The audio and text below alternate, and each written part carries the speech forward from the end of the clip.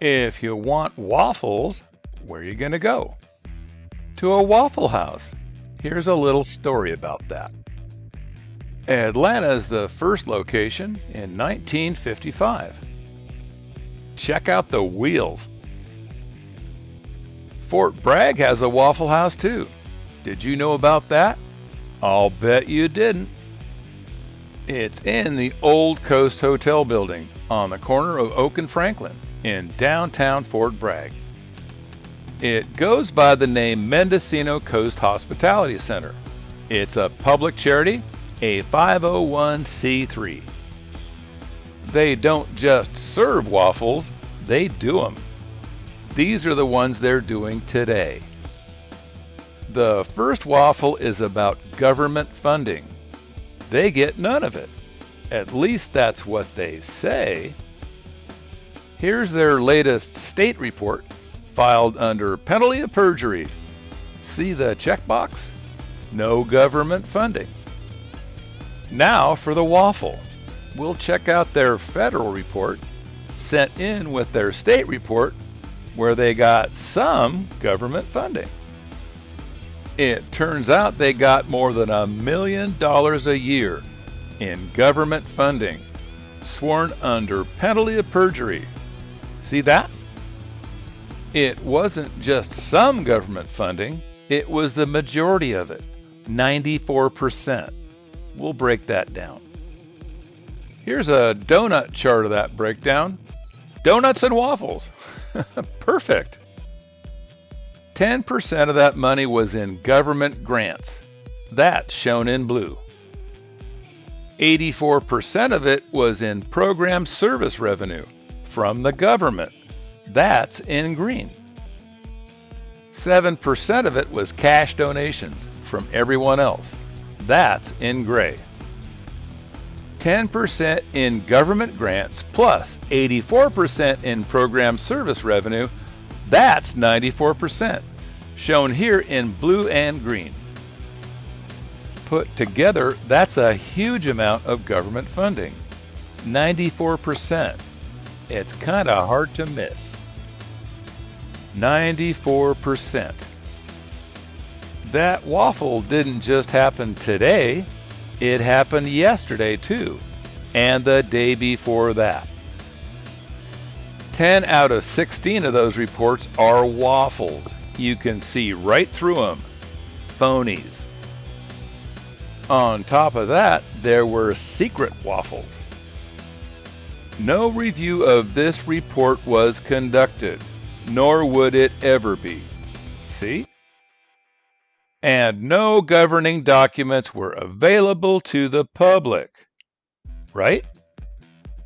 Then the waffles were buried, a whole bunch of them. For the last 9 years, you can see through all of them. Phonies. The Mendocino Coast Hospitality Center was in the business of serving waffles to homeless people. Here's a chart. The amount of waffles being served there has dropped over the past 13 years by nearly half, hidden by 9 years of buried reports. Meanwhile, the cost of counting those waffles increased. You can see that in another chart. That cost went up tenfold in 9 years, while the reporting was buried. All while the waffles served dropped by half. Must have been really good waffles.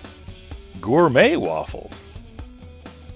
We're gonna meet the people behind those waffles, the waffle makers. Carol White is the president. She's held that office since 2020. It looks like she votes. That's a plus. Maybe she knows how to vote, but she doesn't know shit about serving waffles. Check out the red box. It's the same with counting waffles. No wonder she buried all those reports. This is amazing. Now we'll look at Paul Davis. He's the CEO. He's held that position since 2020. He doesn't look stupid or spineless or anything for that matter. But he wasn't much for serving waffles or helping his boss to serve them. He just went along with it. It's the same for waffle counting. This guy sucks at it. Now we'll look at Chris Strickland. He's been the secretary there since 2021. Chris works at Rose Memorial Park, burying people. Maybe that's where the reports got buried. As the secretary, you'd think that Chris would have known what was going on and how many waffles were being served, along with the cost of serving them. For a secretary, this is inexcusable. Chris had to know that the cost of counting waffles was skyrocketing. He didn't do much to stop it. San Jose has a Waffle House too, but they don't serve waffles. Here it is. It's the Loaves and Fishes Family Kitchen in San Jose, California. See? No waffles today. They admit taking government funding. They don't deny it. $2 million worth and change. They've got 27% government funding. We'll break that down. Here's a donut chart. It's the same as we did for the Fort Bragg Waffle House. 23% is for government grants. That's in blue. 4% is for program service revenue. That's government funding too. It's in green. 52% is for cash donations. That's in gray. 22% is for non-cash donations, like automobiles. That's shown in orange. 23% in government grants, plus 4% in program service revenue, shown here in blue and green.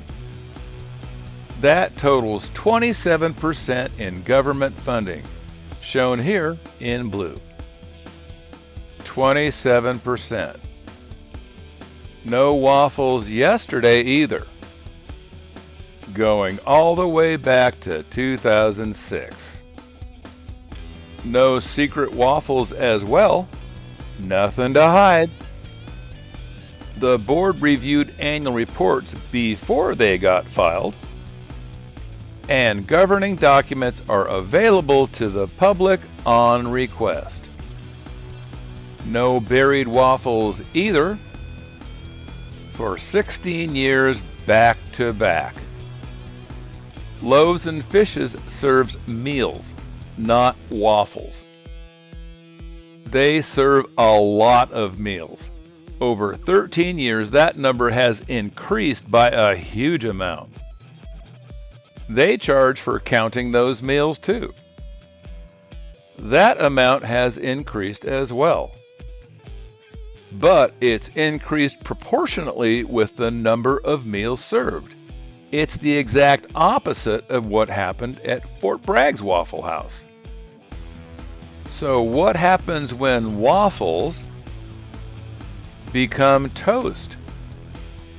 What if housing prices drive homelessness up, like it did last year? What if government funding for homelessness gets cut, like it did this year? And what if government funding for food banks gets cut, like it did a few months ago? What do you think Chris Strickland will do? Or Paul Davis? What about Carol White? What do you think she'll do? What do you think will happen to an organization that depends on government funding for 94% of its revenue? Do you think that this might happen to Fort Bragg's Waffle House? Or has it already happened? Thanks for watching.